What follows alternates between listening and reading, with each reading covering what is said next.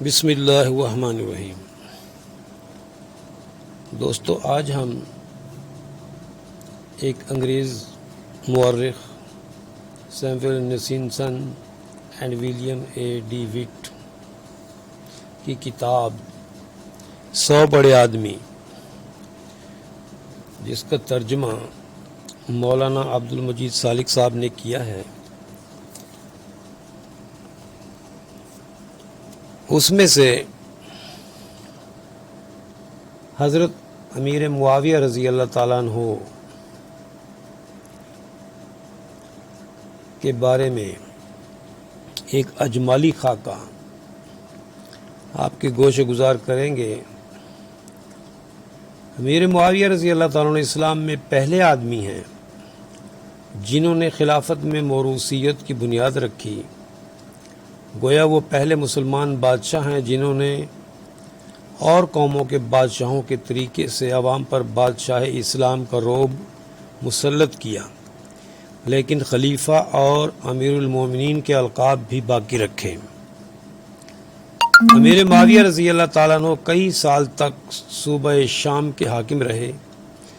انہوں نے اپنی دانشمندی اور حسن انتظام سے صوبے کی شادابی و خوشحالی میں اضافہ کیا۔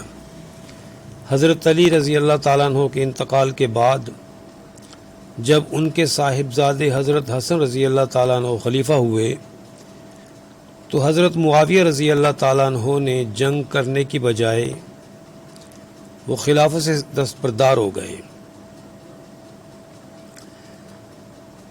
تو حضرت معاویہ رضی اللہ تعالیٰ عنہ سے جنگ کرنے کی بجائے وہ خلافت سے دستبردار ہو گئے، اور امیر معاویہ رضی اللہ تعالیٰ عنہ 40 ہجری بمطابق 661 عیسوی میں مسلمانان عالم کے خلیفہ اور امیر قرار پائے۔ اس میں شک نہیں کہ انہوں نے خلافت النبوت کے بجائے ملوکیت قائم کی، کیونکہ غیر مسلم ممالک پر قبضہ رکھنا تھا، لیکن چونکہ رسول پاک صلی اللہ علیہ وآلہ وسلم کے صحابی تھے، اس لیے ذاتی طور پر پرہیزگار، حلیم الطبع اور فیاض انسان تھے۔ فتح شام کے بعد حقہ میں بازنطینوں کے جہاز رانی کے کارخانے مسلمانوں کے قبضے میں آ گئے تھے۔ امیر معاویہ رضی اللہ تعالیٰ عنہ نے حضرت عثمان رضی اللہ تعالیٰ عنہ سے اجازت لے کر جزیرہ قبرص پر بحری حملہ کیا اور بازنطینیوں کو شکست دے کر قبرص بھی فتح کر لیا۔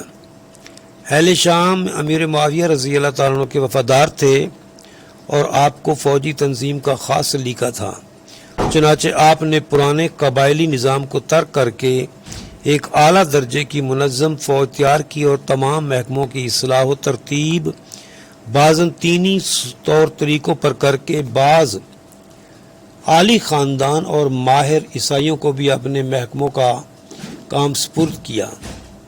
مشہور شاعر اختل بھی عیسائی تھا جو خلیفہ اور ان کے شہزادوں اور امیروں کو اپنے اشعار سناتا تھا۔ امیر معاویہ رضی اللہ تعالیٰ عنہ کے متعلق ان کے عرب سوانے نگاروں کی رائے یہ ہے کہ وہ سیاسیات اور عام معاشرتی تعلقات میں بے حد ضابطہ پسند، متحمل مزاج اور حلیم تھے۔ بارہا بعض عورتوں نے ان کے سامنے ایسی باتیں کہیں جو انہیں ناگوار گزریں، لیکن امیر معاویہ رضی اللہ تعالیٰ عنہ نے حلم اور رواداری سے کام لے کر ان کے دل مو لیے۔ ان کا قول تھا کہ جہاں میرا چابک کافی ہو وہاں میں تلوار استعمال نہیں کرتا، اور جہاں میری زبان کام دے سکے وہاں چابک بھی استعمال نہیں کرتا۔ حضرت حسن رضی اللہ تعالیٰ عنہ کو انہوں نے لکھا کہ آپ رسول پاک صلی اللہ علیہ وآلہ وصحبہ وسلم کے نواسے اور حضرت علی رضی اللہ تعالیٰ عنہ کے صاحبزادے ہونے کی حیثیت سے میری نسبت خلافت کے زیادہ مستحق ہیں۔ اگر مجھے یقین ہوتا کہ آپ خلافت کی ذمہ داریوں کو صحیح طور پر بجا لا سکیں گے تو میں ضرور آپ کی بیعت کر لیتا۔ اب آپ جو کچھ مجھ سے چاہتے ہیں ارشاد کیجئے کہ میں اس کی تعمیل کروں۔ اس کے بعد حضرت حسن رضی اللہ تعالیٰ عنہ کی تمام شرائط پوری کر دیں اور خلافت کے مالک بن گئے۔ اس کے بعد امیر معاویہ رضی اللہ تعالیٰ عنہ نے اپنے بیٹے یزید کو ولی عہد نامزد کر دیا۔ اس سے مسلمانوں میں اختلاف رونما ہو گیا۔ 80 سال سے زیادہ عمر پا کر 60 ہجری